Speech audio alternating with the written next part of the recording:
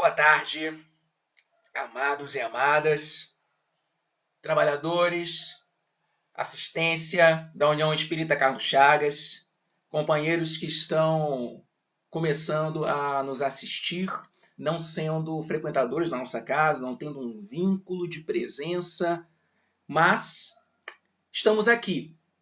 Meu nome é João Roberto, são 16h30 do dia 5 de abril de 2020 e nós estamos aqui para fazer uma live, para trabalhar o tema Vinde a mim os aflitos e sobrecarregados. Esse é um trabalho que tem como objetivo dar continuidade à nossa evangelização. A União Espírita Carlos Chagas, ela tem a sua sede na Rua Nossa Senhora das Graças, número 364. Aquela é a nossa sede física, mas o centro não é um prédio. O centro é a reunião dos corações, encarnados e desencarnados, daqueles que se comprometeram em fazer um trabalho coletivo, de transformação pessoal e da humanidade. Humildemente estamos colaborando pela transformação do nosso globo terrestre. O centro, ele é o coletivo daqueles que querem fazer o bem, atuando nessa sede que é própria, mas a nossa ação ela não pode ficar restrita a uma construção física. Estou dizendo isso porque estamos no meio virtual dando continuidade aos nossos trabalhos. Estamos juntos de coração para que o ideal de divulgação da nossa doutrina continue. Sejam todos bem-vindos e bem-vindas. Vamos fazer então a nossa prece.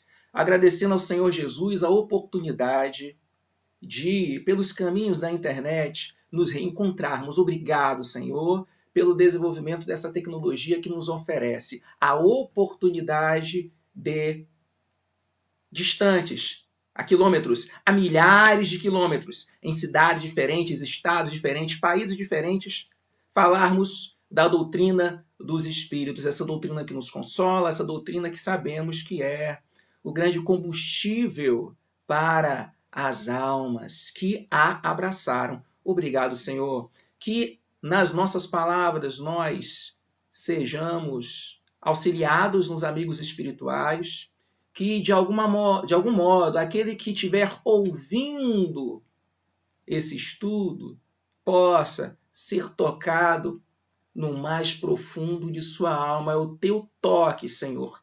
Nisso acreditamos e, tendo certeza da tua presença entre nós, damos por iniciada essa nossa reunião virtual. Graças a Deus que assim seja.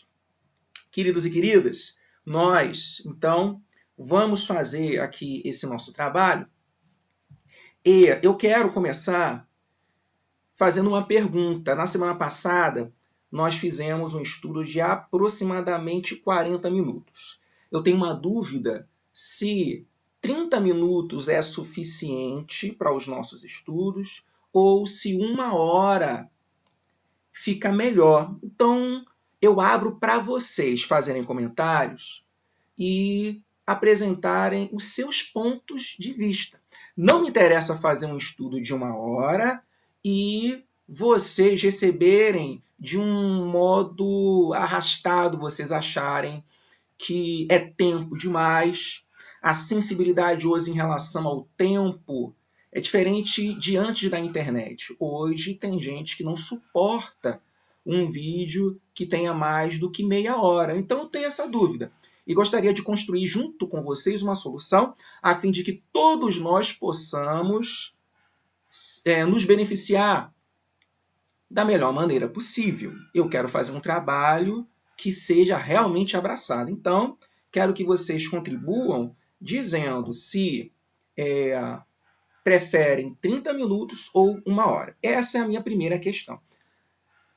Eu tenho 3 perguntas para fazer para vocês ao longo da nossa fala. Se a maioria disser que se interessa por 1 hora, aí a gente estende, vai além das 17 horas, termina às 17h30. Quero também que, ao longo da nossa exposição, vocês possam contribuir com resposta para 3 questões que eu apresentei. A primeira, o que tem sido mais pesado nesses últimos dias? A segunda, quais medos têm afetado mais as pessoas? E terceiro, vocês sentem que a esperança das pessoas está diminuindo ou aumentando? Isso é bem importante, gente. Esse engajamento de vocês, essa participação é muito importante para que eu possa conversar sobre pontos da doutrina espírita que sejam adequados às necessidades de vocês. Dentro da minha humilde capacidade, eu vou apresentar o pouco que sei, que possa de alguma forma matar a sede de vocês. Para isso, eu preciso saber qual é a necessidade. Muito bem, muito bem. Então, vamos lá. Vamos começar com o Evangelho. Esse nosso estudo está baseado totalmente no capítulo 6º de O Evangelho segundo o Espiritismo. Capítulo 6º, cujo título é O Cristo Consolador. Fundamental, importantíssimo. É aquele capítulo que a gente precisa ler nos momentos de teste da vida, de provação. Esse é o capítulo onde a gente vai ouvir Jesus em mensagens diretamente para nós. E Kardec começa com um trecho do Evangelho, o Evangelho de Mateus. Kardec destaca o seguinte, uma fala de Jesus. Jesus disse, vinde a mim, todos vós que estáis aflitos e sobrecarregados, que eu vos aliviarei. Tomai sobre vós o meu jugo e aprendei comigo, que sou brando e humilde de coração, e achareis repouso para vossas almas, pois é suave o meu jugo e leve o meu fardo. Isso consta em Mateus, no capítulo 11, versículos 28 a 30. Destacarei 4 questões aqui para a gente. 4 elementos que eu considero válidos para nós podermos pensar, mergulhar nesse texto tão válido, tão rico. Então, olha só. Primeiramente, vinde a mim. Olha só. Jesus se refere aos que sofrem. Jesus é constantemente procurado por pessoas que têm problemas mentais, problemas físicos, problemas espirituais, até mesmo problemas ligados a questões materiais, como foi o caso dos 2 irmãos que queriam que Jesus funcionasse como um juiz para decidir como seria feita a divisão de uma herança deixada pelo pai morto.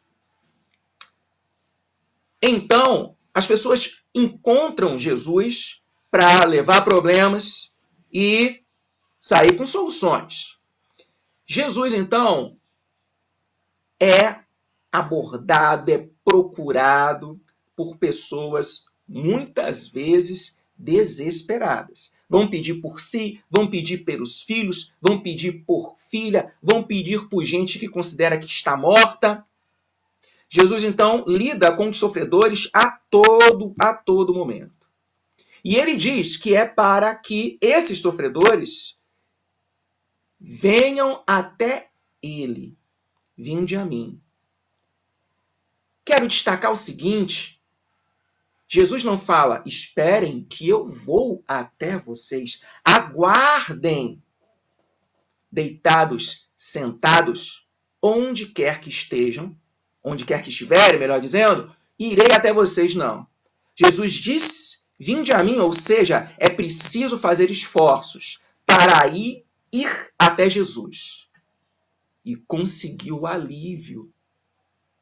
Não importa qual seja a minha dor, eu preciso fazer algum tipo de esforço. Eu vou ter que me cansar um pouco mais para encontrar Jesus. Eu preciso de ânimo, eu preciso de coragem, eu preciso me engajar no propósito de ir até Cristo. Então Jesus quer sim me aliviar. Ele quer sim que a minha dor diminua. Contudo, ele cobra vontade, decisão, determinação. Em outras palavras, esforço. Eu preciso ir até ele. Outra palavra, aflitos. Aflito é o que passa aflição.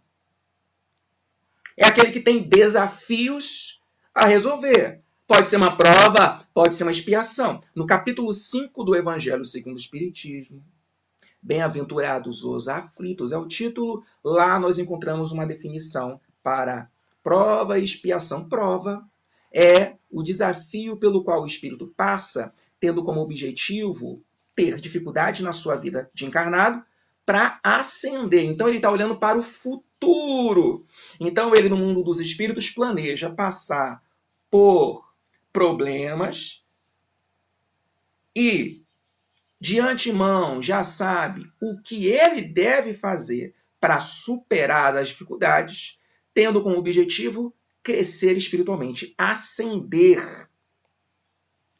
Expiação tem a ver não com o futuro, mas com o passado. É quando, em outras encarnações, eu fui contra alguma lei divina, prejudiquei pessoas.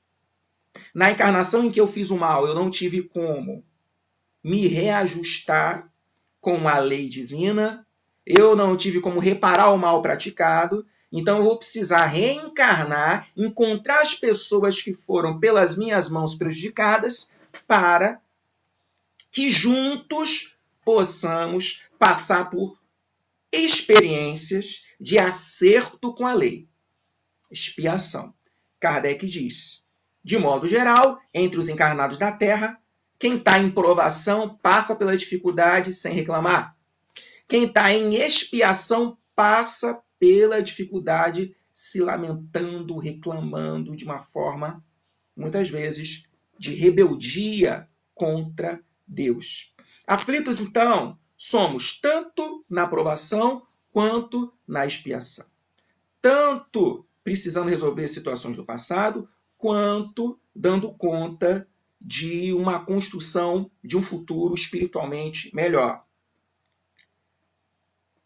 Esses aflitos, então, são aqueles que planejaram uma reencarnação com desafios que precisam ser vencidos. Tem o sobrecarregado. Jesus fala que é para que tanto aflitos quanto sobrecarregados o procurem. O meu entendimento é de que o sobrecarregado seja diferente do aflito. Existe uma adição aí, a palavra e. Aflito e sobrecarregado. É o público-alvo de Jesus nessas palavras. O aflito, então, pelo que eu disse, é aquele que tem desafios a resolver. O sobrecarregado, no meu entendimento, já é diferente do aflito. O sobrecarregado seria aquele que tem provas a passar, só que, por conta das escolhas que ele faz na sua vida, ele aumenta o seu sofrimento. Por exemplo, a pessoa que é fumante, ela não nasceu para desenvolver nenhum problema ligado ao uso de nicotina ou de todas as substâncias que estão em um cigarro. Quando faz a escolha de se intoxicar utilizando o cigarro, ela vai comprometer o seu corpo físico, ela vai ter várias dificuldades. Vai perder o paladar, os dentes vão ficar amarelados, vai ter problema ligado, claro, ao funcionamento pulmonar. Então, os problemas advindos do uso do fumo vão ser uma sobrecarga. Já tem a carga da sua aflição. A viciação vai trazer uma sobrecarga. Mas tem também a situação daqueles que, mesmo tendo sido instruídos em relação à necessidade de cuidar do seu corpo nas relações sexuais, vão abrir mão do uso de cuidados, seja o preservativo ou a escolha de parceiros sexuais, e podem, pelo mau uso da sexualidade, contrair doenças sexualmente transmissíveis. Essas doenças todas, lembra-se de modo geral da AIDS, contudo, há um conjunto de doenças que afetam muitas pessoas. Esses afetados são sobrecarregados, porque se estão desenvolvendo cancro mole, gonorreia, sífilis, não nasceram para isso, eles buscaram essas doenças. Por último, vou falar da sobrecarga de nós quando, levados pelo consumismo, compramos para além da nossa necessidade, seja necessidade de utilização, seja a necessidade em relação à capacidade financeira. Então, muitos de nós nos endividamos, ficamos sobrecarregados por conta das escolhas que nós fazemos. É uma sobrecarga. Passei mais de 10 anos trabalhando em uma das maiores instituições bancárias do Brasil. E eu atendia clientes de alta renda.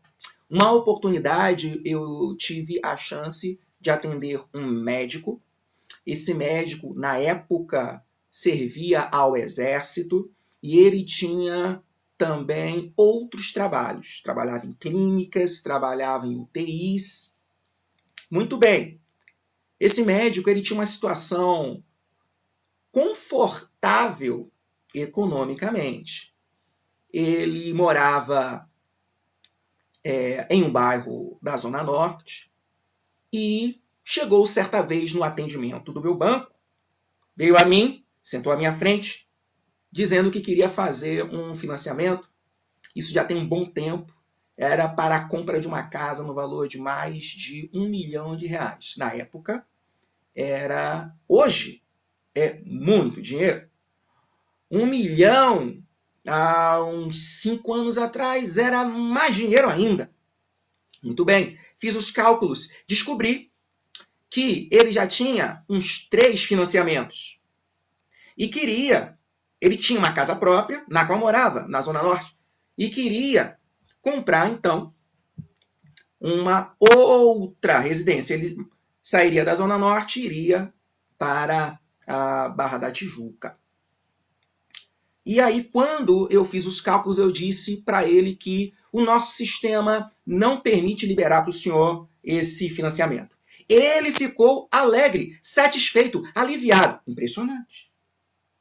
E na conversa ele disse, ainda bem que eu não consegui. Porque você sabe, a minha mulher, ela quer, porque quer, sair daqui onde nós estamos muito bem e ir para uma outra casa, uma casa maior, uma casa da Barra da Tijuca, uma casa em um lugar mais bonito, mas eu não quero, a gente não precisa. E ele saiu de lá com a negativa do meu banco, mas conseguiu um financiamento em outro lugar. Ele já tinha a casa própria, ele tinha uns 3 financiamentos também de imóveis, e ia para um quarto. Isso faria com que ele trabalhasse mais do que já trabalhava. Ele tinha uma renda salarial, para os padrões brasileiros, fantástica. Muito, mas muito acima da média do Brasil. Ele era um sobrecarregado. A vontade da família, da mulher, dos filhos, sobre ele, faziam com que ele, que era o único que trabalhava numa casa de 2 adolescentes e a esposa, ele que era o único que trabalhava, estava aceitando aquele peso. Então, é para a gente refletir sobre as escolhas que fazemos no sentido de que elas podem aumentar as dificuldades que nós já temos de lidar. Voltando, Jesus diz: vinde a mim, todos os que estáis aflitos e sobrecarregados, que eu, Jesus, vos aliviarei. Jesus vai aliviar, atenção, ele vai aliviar, ele não vai tirar o mal. Ele não vai expulsar a sogra, ele não vai fazer com que o siso pare de doer, ele não vai fazer com que o salário aumente ou que a pessoa consiga comprar um carro. Ele não vai fazer com que o problema oftalmológico suma. Ele disse que ele vai aliviar.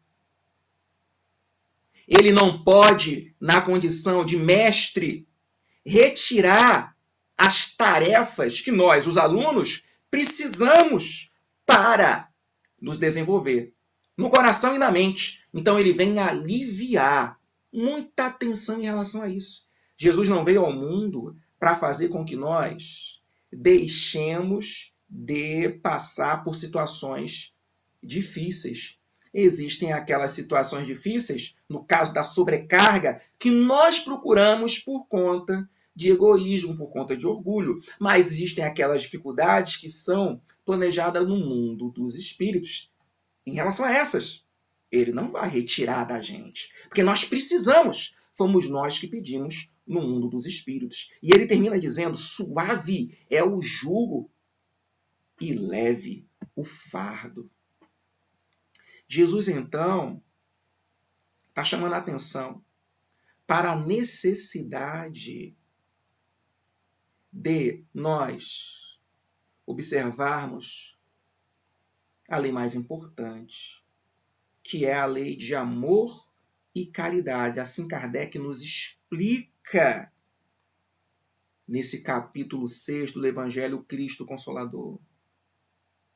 O jugo, o peso de Jesus, aquilo que ele nos obriga, o dever que ele exige de nós, é a observância da lei de amor e caridade. Por isso é suave. Difícil é quando nós estamos sob o jugo do medo, da violência, da fé cega, que é aquela fé que não leva em consideração o que faz sentido. Então, o jugo de Jesus é esse. Ele é leve. Ele é leve porque nos cobra amar, nos cobra ajudar, contribuir para a diminuição da dor que há no mundo. Amados, estou vendo aqui a presença de vocês e eu pedi isso no começo, já começamos, tem 20 minutos, eu preciso que vocês se posicionem no sentido de dizer se nós fazemos um estudo apenas de 30 minutos ou de 1 hora. Eu preciso saber disso. E eu preciso também que vocês respondam as questões que eu coloquei lá em cima. Olha só repetindo. O que tem sido mais pesado nesses últimos dias? Quais medos têm afetado mais as pessoas? Vocês sentem que a esperança das pessoas está diminuindo ou aumentando? Isso aqui é para a gente poder fazer uma live que seja interativa, porque o meu interesse é que nós possamos conversar conforme as necessidades dos corações que estão aí do outro lado da tela do celular ou do notebook, acompanhando nosso trabalho. Tudo bem? Então vamos lá. Eu vou trazer um exemplo sobre Jesus aliviando, Jesus consolando. Antes,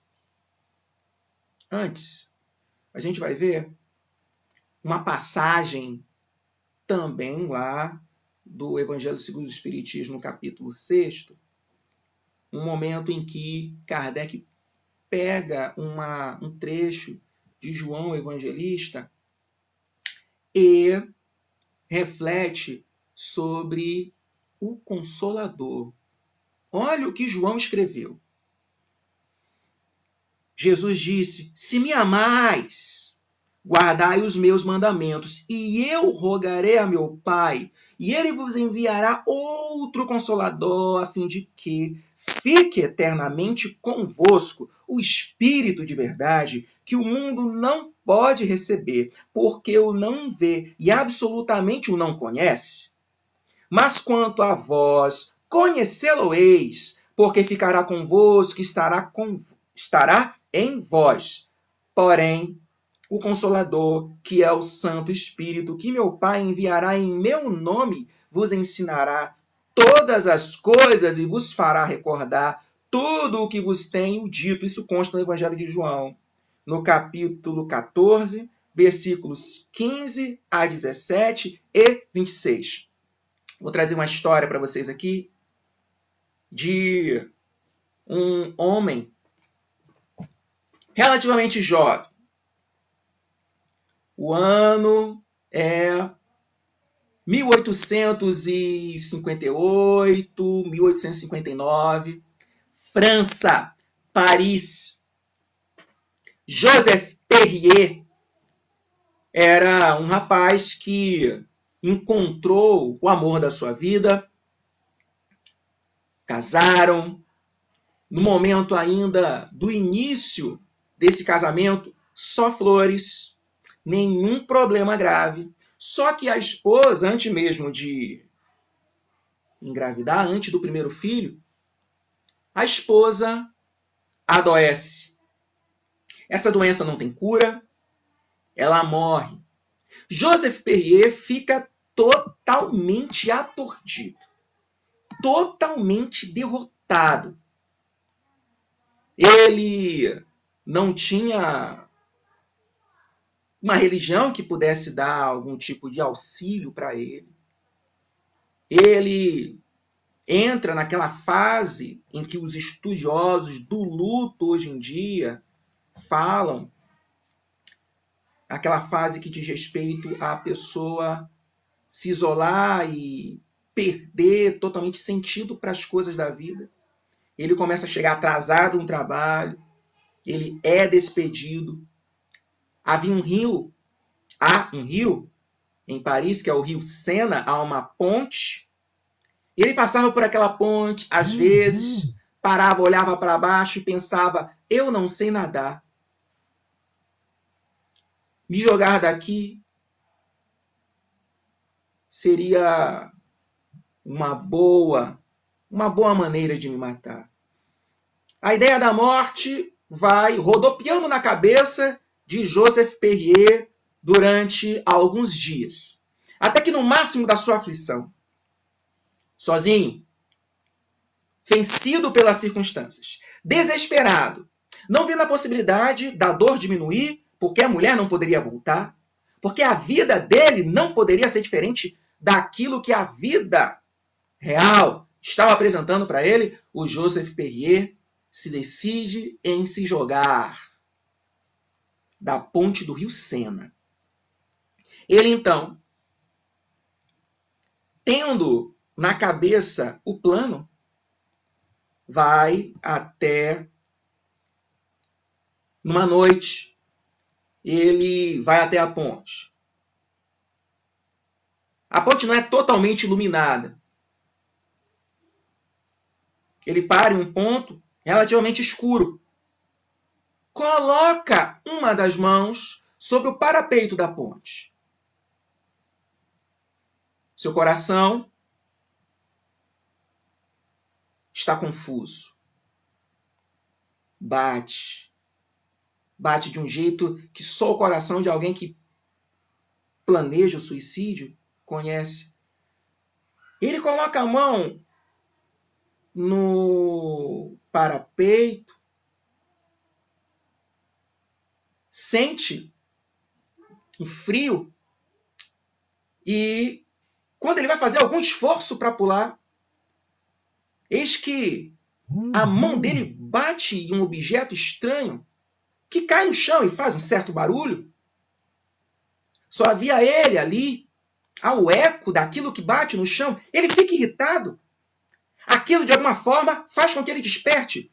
Ele vai até o objeto, pega, é um livro, mas está escuro. Então ele dá alguns passos até um poste de luz.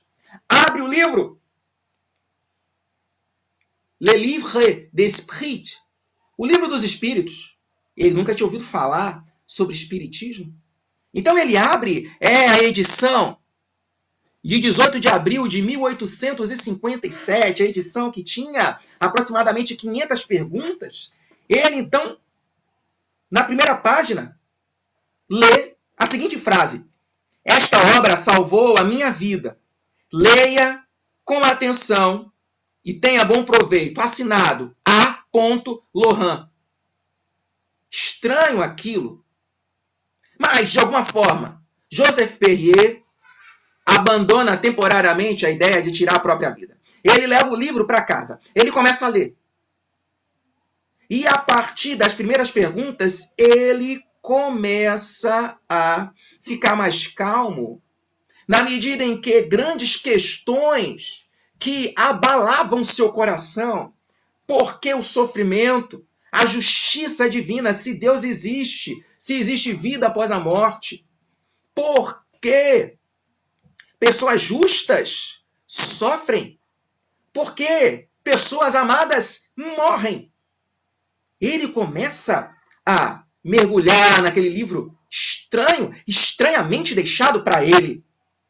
Joseph Perrier, ao final do livro, já não era mais a mesma pessoa que queria tirar sua vida na ponte do rio Sena. Joseph Perrier, de alguma forma, começou um processo de transformação. Ele abandona o seu plano de morrer e aceita agora um novo motivo para viver. E esse motivo tinha a ver com uma doutrina nova, apresentada naquele livro, de um desconhecido, um tal de Allan Kardec. E a partir daquele momento, ele vai seguir diferente. Ele vai continuar com saudade da esposa. Ele vai continuar a lidar com o sofrimento de carregar dentro do peito esperanças que foram despedaçadas pela morte, mas agora ele vê a morte não mais como fim, mas como uma porta que se abre para uma outra realidade. A vida após a vida. Joseph Perrier, em 1860, pega esse livro e embrulha. Faz uma dedicatória para Allan Kardec contando toda a sua história. E esse livro chega às mãos de Kardec no momento em que Kardec estava precisando receber um ânimo. Essa história contada pelo espírito amigo Hilário Silva fala para nós sobre esse consolador prometido. Jesus prometeu que mandaria um outro consolador para dar conta da gente. Porque Jesus, funcionando para nós como um irmão mais velho, aquele que cuida de todos os irmãos menores em nome do Pai, o Criador. Jesus diz, João Evangelista, de um jeito que toca a gente, não nos deixaria órfãos. E como não nos deixaria órfãos? Nos mandaria em algum momento outro Consolador. E que Consolador é esse? Entendemos hoje no Espiritismo. Não é um homem, é uma doutrina. É uma doutrina filosófica, baseada em observações científicas, que veio ao mundo para iluminar toda a humanidade, ajudando essa humanidade a passar por dificuldades como as que seguem nos dias de hoje. O Espiritismo é o Consolador prometido, porque o Espiritismo veio relembrar a doutrina moral de Jesus. É o Jesus de Nazaré. Não é o Jesus feito rei, Não é o Jesus para o qual construímos templos dourados. Não é esse Jesus. Não é o Jesus pelo qual matamos judeus, muçulmanos, protestantes, católicos. Não é esse Jesus. É o Jesus de Nazaré. É o Jesus que andava com as próprias sandálias. É o Jesus que não tinha cavalo para andar. É o Jesus que passou 3 anos circulando pelo território da Judéia, a terra dos judeus, fazendo uma pregação nova. Ele não falava apenas coisas diferentes, ele vivia de um jeito diferente e arrebatador. Esse espiritismo, o espiritismo, resgata este Jesus que nós precisamos tanto. Mas a promessa é de que o Consolador ia também trazer informações novas. Trazemos, ou melhor, os espíritos superiores trouxeram para nós muitas das leis morais necessárias para que nós possamos melhorar, para que nós possamos ter motivo para viver. A vida às vezes é tão dura, tão complicada, parece tão intricada e às vezes a gente não consegue ver uma luz no final do túnel. É tudo escuro, é tudo perturbado, mas o Espiritismo veio para nós que temos o coração de alguma forma preparado para essa doutrina. O Espiritismo não é a melhor religião. O Espiritismo é a melhor religião para nós. O Espiritismo não veio para tirar ninguém de igreja alguma. Quem estiver bem num terreiro de Umbanda, que continue. Quem estiver bem dentro de um templo anabatista, que continue. O Espiritismo é para quem não se sente bem em outro lugar que não um centro espírita. Para nós, é a doutrina consoladora. Agora, gente, vou dar uma olhada, vou ver o que vocês colocaram aqui sobre o nosso horário, gente. É fundamental, a gente precisa dar conta disso, senão já termino agora.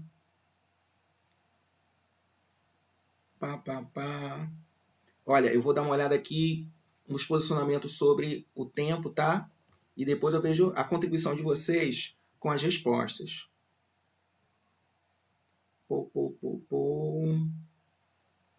Não estou vendo ninguém falar sobre meia hora. Então, acho que vocês ficariam bem com 1 hora. Beleza. Vou dar uma olhada nos comentários, tá bom, meu povo? Povo da USCC. Vamos lá. Agradecendo mais uma vez a participação de todo mundo, gente. Agradeço realmente de coração. Esse trabalho nosso, ele só faz sentido se houver esse retorno de vocês. Ele é feito com carinho, ele é feito com atenção, é pensado, é estudado, é debatido entre os evangelizadores com o objetivo de oferecer o melhor, o nosso melhor, bom? Apesar de todas as nossas dificuldades morais. Vamos dar uma olhada aqui em algumas questões apresentadas.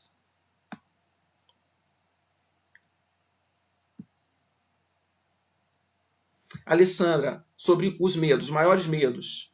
Morrer ou ficar sem dinheiro para honrar as dívidas.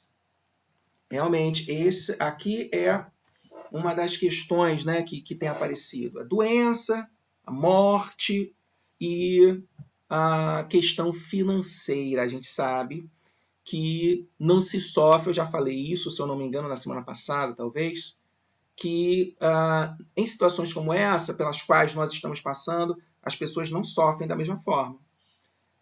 Tem aqueles que vão ter a situação de ficar sem ter o que comer, vão ter outros que vão ter sem ter como sair de casa, mas com alimento, com teto, tendo dinheiro para poder pagar a conta.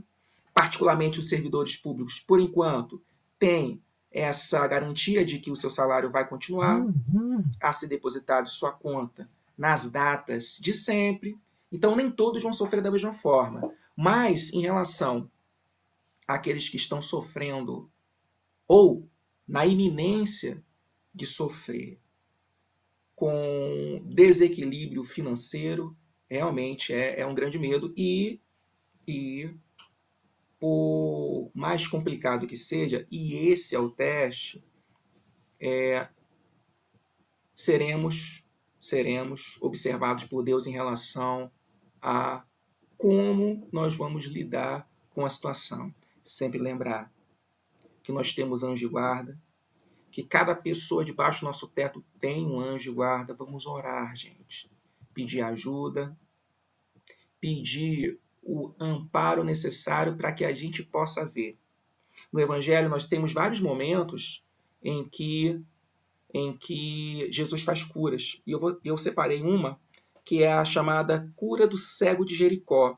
É uma parábola que dá pano para manga, apesar de ser muito pequena. Não é parábola, perdão, gente, é passagem. O cego de Jericó, ela é uma passagem que deu muito pano para manga, há muitas interpretações teológicas sobre partes dela. E, resumidamente, é a situação de Jesus entrar na cidade de Jericó, era um grande centro comercial, era gente que não acabava mais em Jericó. E quando Jesus chega, várias pessoas necessariamente vão até ele. E havia um cego que estava no meio do caminho, chamado Bartimeu, segundo o evangelista Marcos. Bartimeu pergunta: o que está acontecendo? Ele não está vendo nada, mas está ouvindo, que surdo ele não era. O que está acontecendo? Disseram: Jesus, o profeta. Então ele começa a gritar por Jesus, gritar. E o povo fica incomodado com Bartimeu, manda ele calar a boca e ele continua a gritar. Jesus, então, falam para Jesus sobre o Bartimeu. Jesus, claro, já sabia e ouvia. Jesus diz: tragam ele aqui. Bartimeu vai. Jesus pergunta, interessantíssimo: o que você quer que eu faça por você? Claro que só poderia ser uma coisa, mas Jesus dá para Bartimeu essa chance de Bartimeu falar. E Bartimeu fala: eu quero voltar a enxergar. Jesus o cura por conta da fé de Bartimeu. Jesus já tinha dito que os nossos olhos são a candeia da nossa alma. Gente, essa é uma passagem que a gente precisa ir além do lado material e pensar espiritualmente. Nos momentos de escuridão, quando nós estamos cegos, precisamos pedir a Jesus que ele nos dê a possibilidade de enxergar.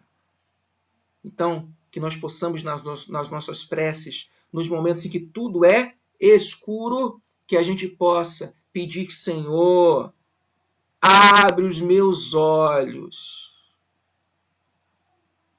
para que nós possamos encontrar a solução. Não se desesperar. Não se desesperar. Por quê, gente? Nós podemos não enxergar os espíritos que nos ajudam, podemos não enxergar a intervenção divina sobre nós, mas ela existe. Não estamos desgarrados. Não pensa isso.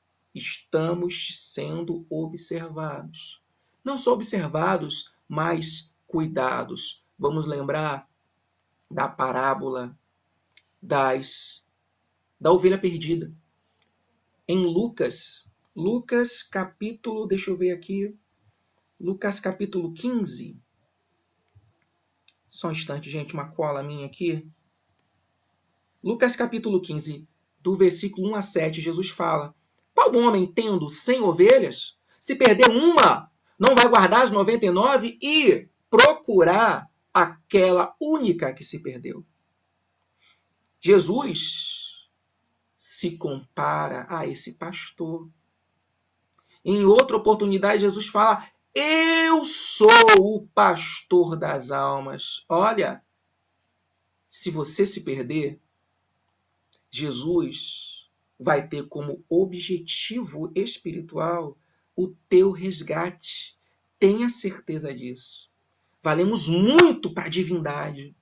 Não importa a quantidade de imperfeições que você possua, não importa o mal que você já fez ou o mal que você pensa, não importa. Você é, para Jesus, um dos motivos da existência dele. A meta dele, uma das metas do Cristo, é cuidar de todos nós e resgatar para Deus, o Criador, o dono do redil de ovelhas, resgatar para Deus toda ovelha perdida. Mais uma contribuição aqui, Adriele. O mais pesado para mim é de ficar longe das pessoas e não poder abraçar e beijar. Somos brasileiros, né? Tudo nosso é com toque, é com beijo, é com abraço. Realmente é uma situação que vai exigir da gente uma mudança. Mas vai passar, né, gente? Vai passar. Daqui a pouco a gente vai poder voltar a beijar, abraçar. Vai ter um pessoal que vai ficar aí com seus abraços em estoque. Vai ser um problema quando esse pessoal começar a abraçar, começar a beijar. Já antevejo profeticamente confusões, mas vai ser bom, vai ser bom. Vai passar, Adriele, vai passar. Aí a Regina fala assim, ó, seja bem-vinda, Regina. Fala assim: estou percebendo que com o tempo as pessoas estão mais desanimadas. Faz parte do processo. Com a continuação de uma pressão, vão ter aqueles que vão, de alguma forma, perder a sua energia. Por isso que é tão importante nós mantermos, Regina, amigos e amigas, nós mantermos os nossos momentos diários de conexão. Tem gente que faz evangelho diário, meia hora, só meia hora. Sozinho, se não tiver pessoa interessada em casa, com 2, com 3, faz evangelho diário. Objetivo: manter-se conectado. A prece é fundamental também. Com o tempo que estamos em casa, nós estamos guardando tempo, ou melhor, guardar não. A gente está utilizando o tempo para a nossa alimentação espiritual. As notícias que nos chegam são notícias que aumentam a nossa ansiedade. Nós temos de nos resguardar, nos precaver. Na Netflix tem um conjunto de séries históricas que abordam temas que historicamente realmente aconteceram com alguma dose de ficção. E existe uma série que é Império Otomano, tratando sobre a situação de o exército muçulmano do Império Otomano conquistando uma cidade muito importante chamada Constantinopla ou Bizâncio. Era uma cidade riquíssima que representava ainda o Império Romano. E em 1453, o sultão da época conseguiu derrotar os exércitos cristãos que estavam na cidade de Constantinopla.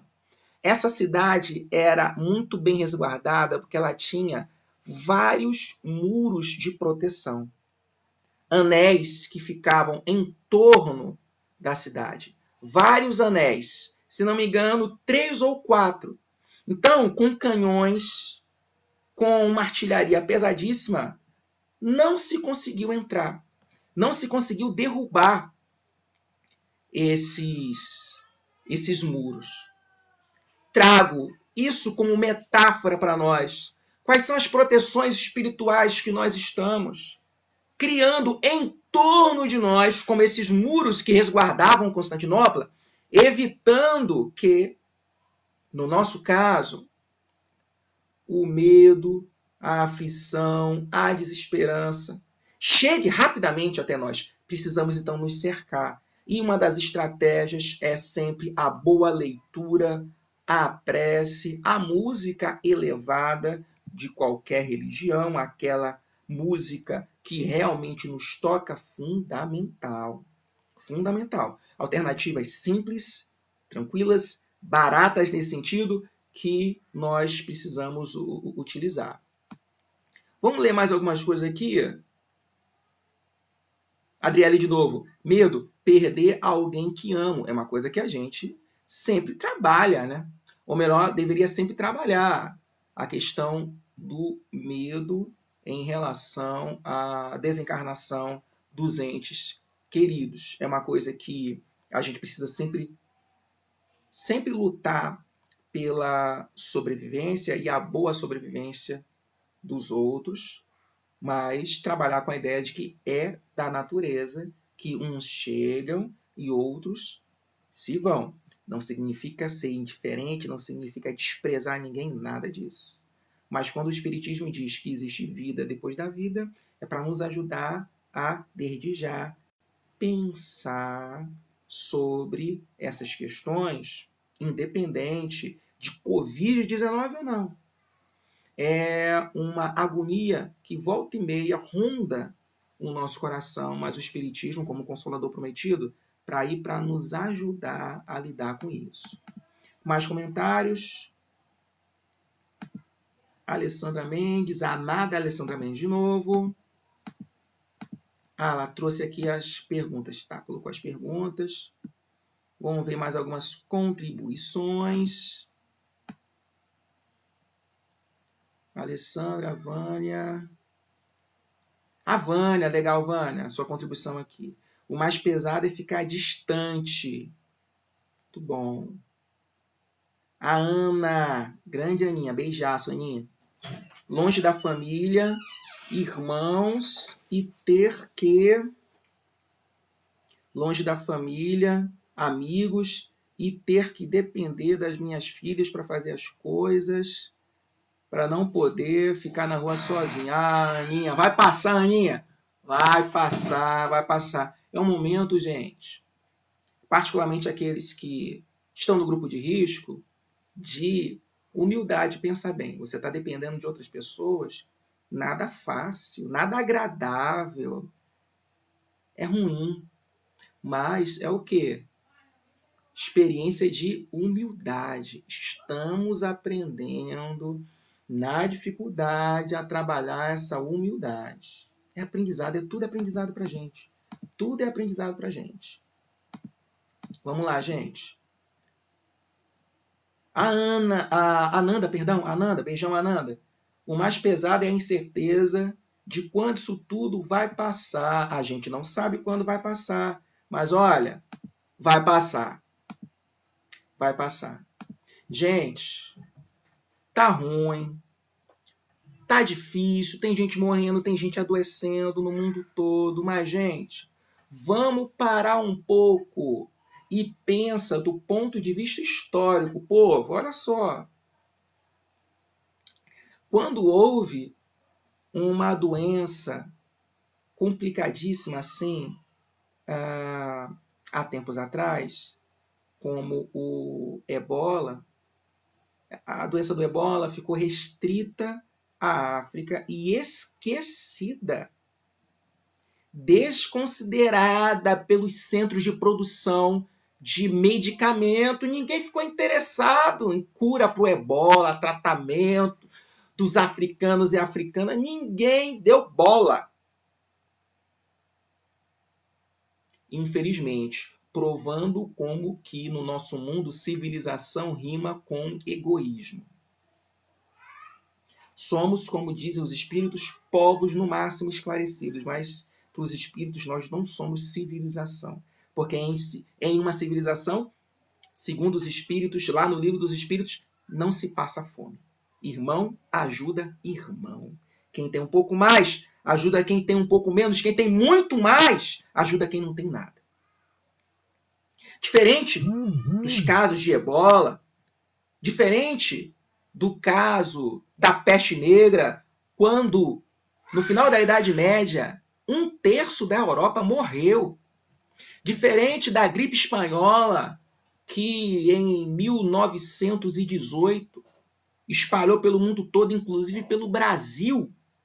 Houve tanta morte. Diferente disso tudo, gente, a gente tem os centros de pesquisa no mundo todo lutando pela criação de medicações, trabalhando sobre geneticamente como é o vírus, pensando em medidas para evitar o avanço. Tá ruim hoje, mas tenhamos certeza, gente, certeza, nunca uma doença com potencial destrutivo como essa trazida pelo coronavírus, nunca uma doença ela foi tratada dessa maneira. Afinal de contas, a Europa sofre, Estados Unidos sofre, China sofre. São as nações que têm maior capacidade de dar resposta científica e tecnológica para dar conta disso. Portanto, tá ruim, mas hoje temos a possibilidade de avançar muito mais do que no passado.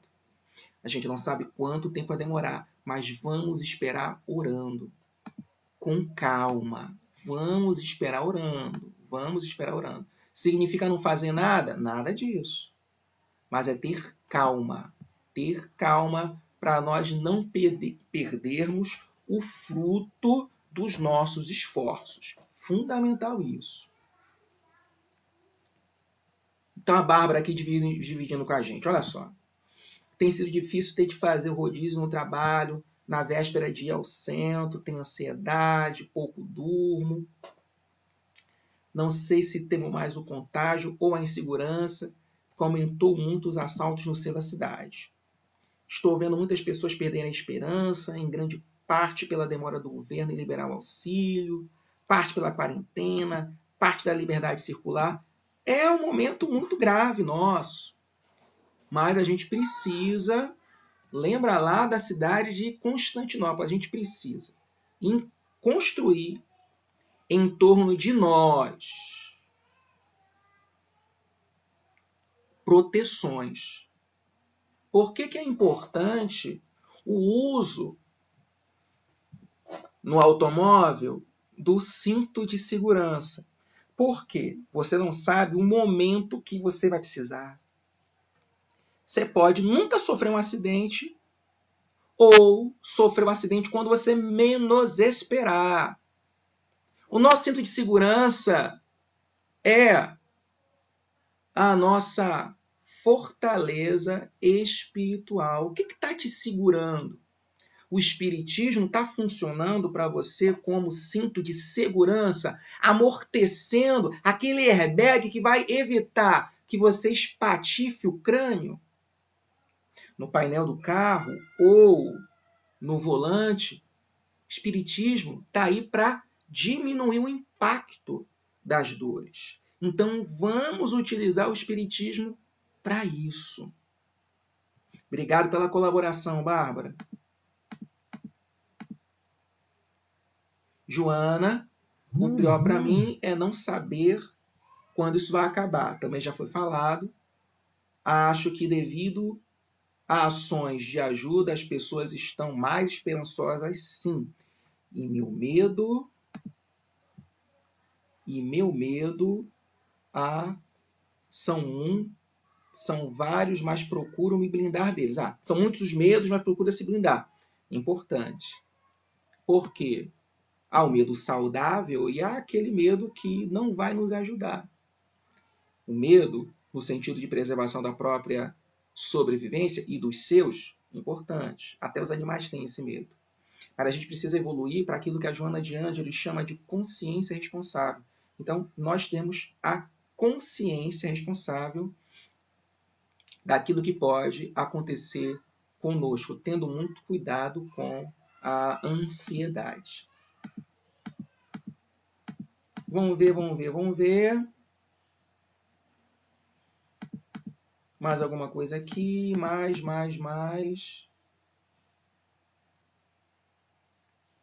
Olha, a gente tem várias contribuições, eu agradeço a todos, mas precisamos partir para o nosso desfecho. Espero que o papo tenha sido bastante agradável para todos, mas precisamos nos encaminhar para a finalização. E para a finalização, eu vou pegar um trecho também lá do Evangelho. É um trecho da fala do Espírito de Verdade. É o seguinte, essa psicografia começa da seguinte forma: meu Pai não quer aniquilar a raça humana. Meu Pai, Deus, não quer aniquilar a raça humana. Quer que, ajudando-vos uns aos outros, mortos e vivos, isto é, mortos segundo a carne, porquanto não existe a morte, vos socorrais mutuamente. Olha a mensagem. Deus não quer o fim da espécie humana. Quer que a gente aprenda nas dificuldades a apoiar o outro, auxiliar o outro. Leon Denis, um pensador espírita tão importante, ele fala sobre uma imagem da natureza. Ele fala que no inverno, pássaros ficam juntos para que o calor de um proteja o corpo do outro. E que no verão isso não acontece. Na dificuldade, a gente tem a oportunidade de se reunir. E na facilidade ou na prosperidade, há uma tendência da gente se afastar. Que nós possamos aproveitar as dificuldades de hoje, dos nossos tempos, para que a nossa fé ela se fortaleça, para que a gente consiga, apesar de tudo, ter um olhar otimista, que nós possamos participar da corrente do bem. Vou fechar o nosso estudo com uma passagem do filme Nosso Lar, que é a passagem que sempre me tocou bastante, mais no filme do que no livro, porque no filme fica muito impactante. É aquele momento em que André Luiz vai para frente da colônia, do Nosso Lar, juntamente com os trabalhadores espirituais para receber os recém-desencarnados da Segunda Guerra Mundial. Como é bonito aquilo! Como é bonito a apresentação das imagens de prédios destruídos das cidades lá da Europa e luzes que vão até esses lugares para realizar o resgate espiritual. Como é bonito!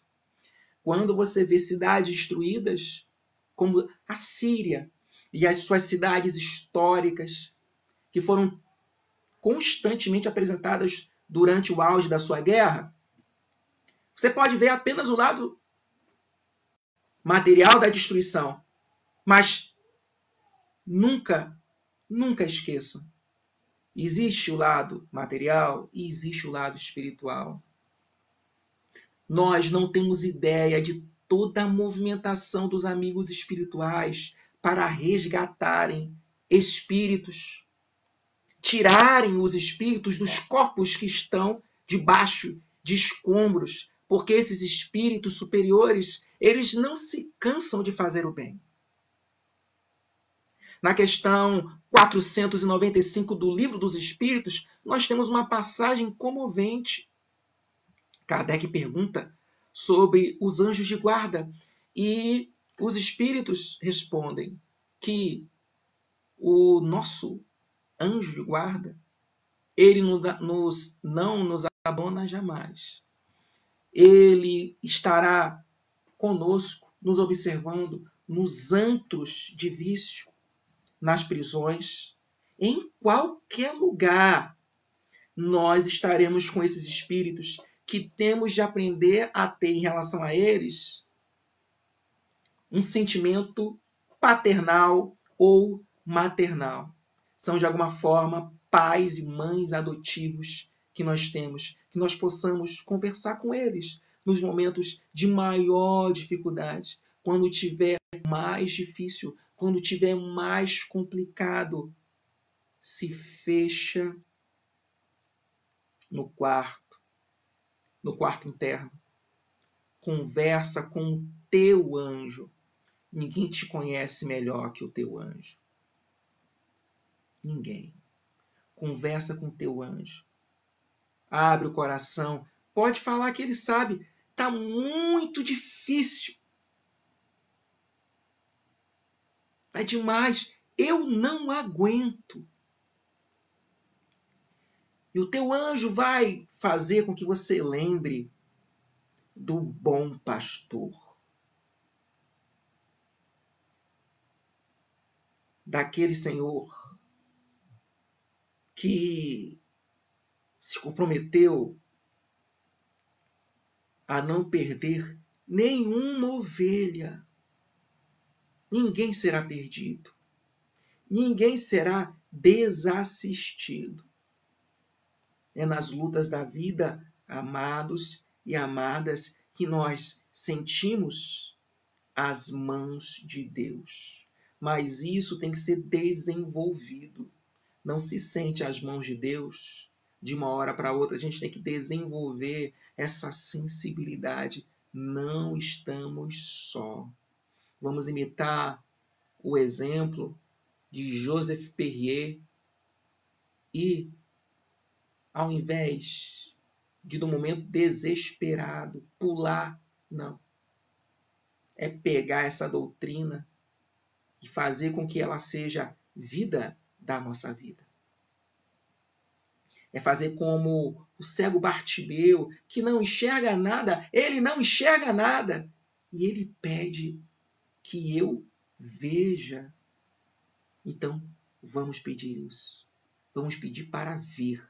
Vamos pedir aos amigos espirituais para ver o lado bom disso tudo. Para pedir para que eles nos ajudem a ver o que nós estamos precisando desenvolver. Que eles nos ajudem a ver melhor quem está do nosso lado, a ver melhor quem está em dificuldade, a ver melhor as nossas próprias dores. E eles, tenhamos certeza, não nos vão faltar. É chegada a hora de terminar. Agradeço a todos, com o coração do tamanho do mundo. Agradeço a todos a participação. Então, vamos orar em agradecimento a esse Senhor Jesus que decidiu nos ajudar a sermos espíritos iluminados. Senhor Jesus, obrigado. Ó Deus, Criador de todos nós, obrigado. Amigos espirituais, nós agradecemos. Nos ajudem, pedimos, nos ajudem a olhar com bons olhos as coisas que acontecem. Nos ajudem a ter força moral para enfrentar as dificuldades do caminho. Que nós possamos, Senhor Jesus, ter o coração cheio de esperança e de fé. E quando faltar esperança e faltar fé, que na prece nós sejamos alimentados pelas boas vibrações que vêm do céu. Amigos espirituais, iluminem nossos familiares, iluminem aqueles amados que estão longe de nós e que não podemos abraçar.